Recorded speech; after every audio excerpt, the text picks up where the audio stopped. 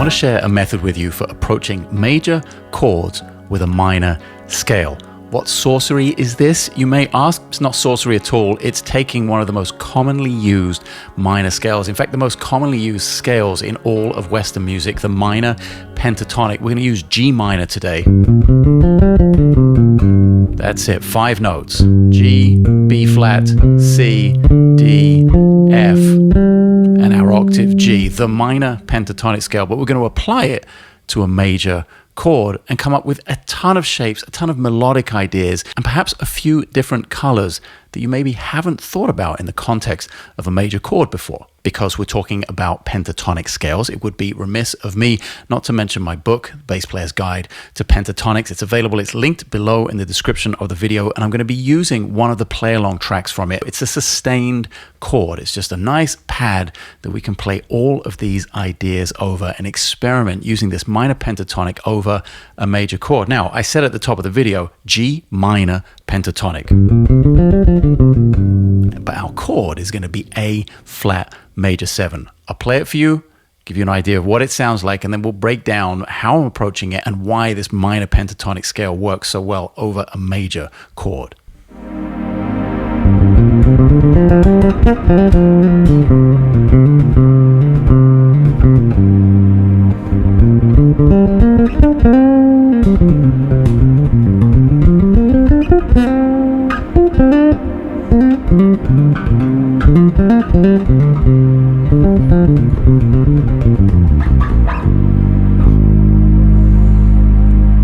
Give you some resolution there. I'll go back to the root note just so we know exactly where we are. That's our A flat, that's our tonic, the root of the chord. But as you heard there, I'm playing only notes contained within that G minor pentatonic.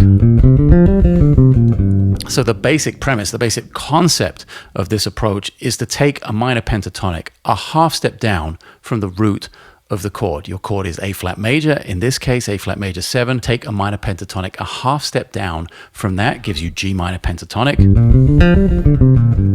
And you can start, I mean, how I do it every single time with anything new that I'm approaching, it's really trial and error. If I have the concept, minor pentatonic, major scale, I'll just literally play that scale up and down.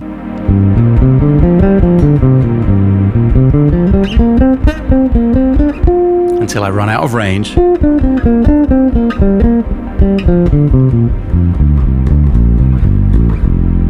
And I want to see how it feels in the entire range of the instrument. I'm not just sticking in one place where it's comfortable. I'm really experimenting with G minor pentatonic all over the neck of the instrument. So our lowest available note here on the 4 string in G minor pentatonic is actually F natural.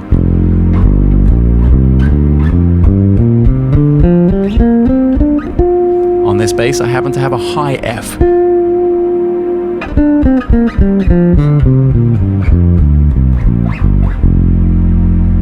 That's just how I approach it, experimenting, using the scale, no particular rhythm, no particular exercise, just getting a feel for how all of those notes feel all over the instrument. Up high, they give me this melodic sensibility. Down low, they give me kind of a reharmonization option with bass notes, and how if I have an A flat major chord that's being played, I don't have to stick there in A flat. I can reharmonize it a little bit, get down to that F, make it an F minor 7, get up to this B flat, make it more like a B flat sus sound. The reharmonization element of this exercise is for another video. Let's concentrate on the scale itself and on some melodic ideas and some shapes and patterns you can apply to your playing right away and explore this sound.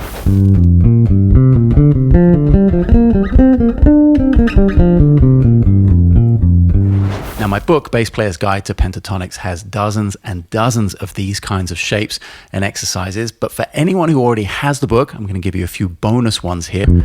So let's find some shapes, some things that are really simple to get under the fingers right away, some things that unlock the door, and a few keys to being a little more fluent with this sound. So we can go from G to F to B flat to G, C, B flat, D, C, F, D, G. That's our pattern.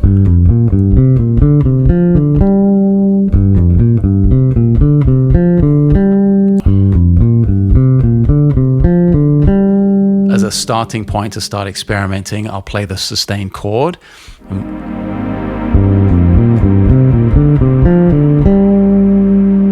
Maybe we can just come back down the scale. And again.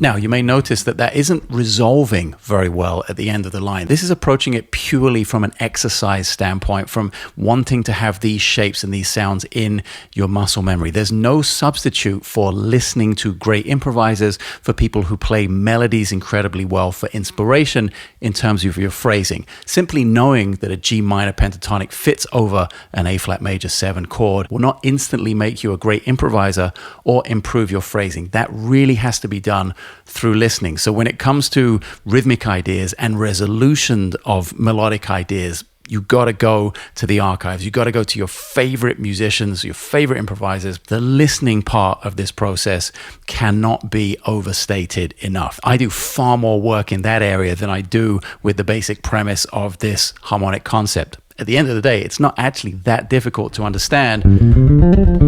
It's one minor pentatonic scale associated with a major 7 chord. That's it. Now the real work begins. How do we get that to sound musical? How do we get people to go, whoa, I want to listen to more of that? How do you get to tell a story through these ideas? Well, let's identify a few of the key things that this scale gives you over this chord. We have G, B flat, C, D, F, and our G up the octave. Now, when we relate that to A flat major, in fact to A flat major 7, that gives us the major 7, the 9, the major 3rd, the sharp 11, which creates a Lydian sound, our 13, and then our natural 7 again. So when I play the chord, we get natural 7, 9, 3, sharp 11, 13, and our natural 7 again.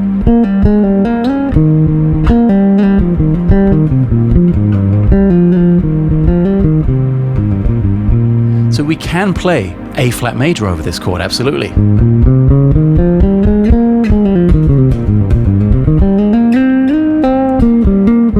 It absolutely works, but because we have that D natural in there, the sharp 11,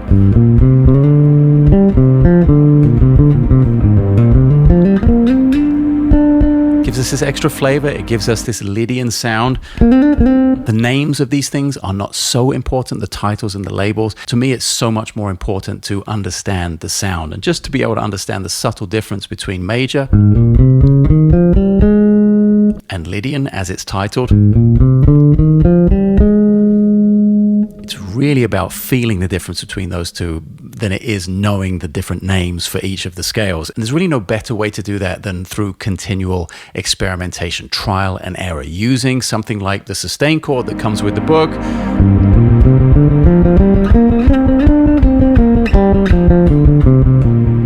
I'm just playing 2 notes on each scale degree of the pentatonic.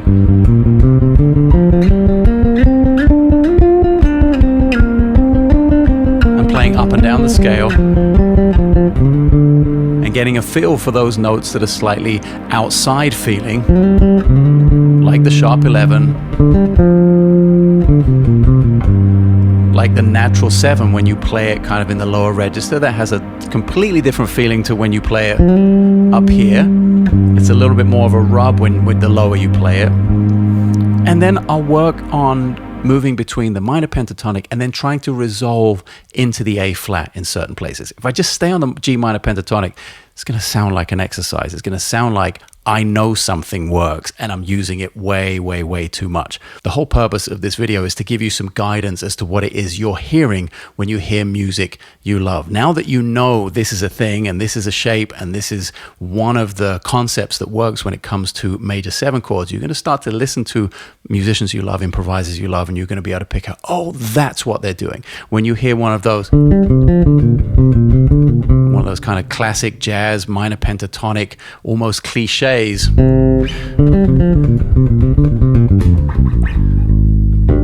some very pattern-based and shape-based playing, It'll be so much easier to recognize when you have this knowledge of, minor pentatonic, half step down from the root.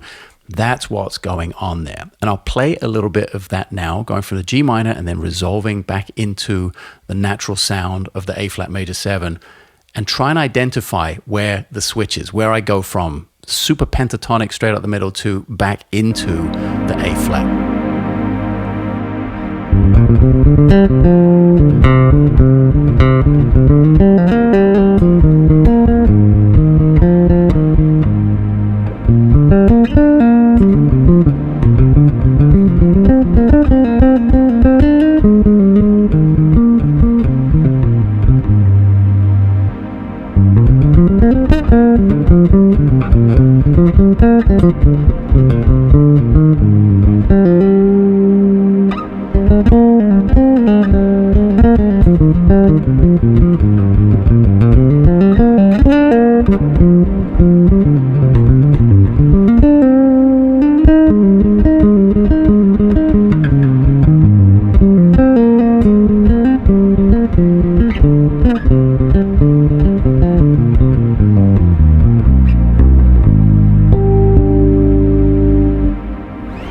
So hopefully now you have something new to practice, even if this concept isn't new to you. Maybe there are some new ideas about creating some tension and resolving that back into the natural sound of the chord. And if this isn't new to you, really go to the practice room right now and really try and challenge yourself in coming up with tons of new shapes, intervallic things, building chords out of the notes from the pentatonic scale. There's so much mileage you can get out of this basic concept. And ultimately what you get from doing the work, both with the instrument and listening to your heroes using this kind of material, is that ultimate confidence when you step on stage and go to do this in front of a live audience. The confidence you go out there with equals so much more fun and so much more satisfaction with the performance, hopefully pushing you and leading you and making you want to do better, to learn more. That's my daily process. Whether I'm in the practice room or on the bandstand, I'm always looking for the next new thing. Hopefully this is the next new thing for you. Really appreciate you taking some of your incredibly precious time, talk about music, learn about the bass. Don't forget the books are all linked below in the description of the video, and I'll see you on the next one.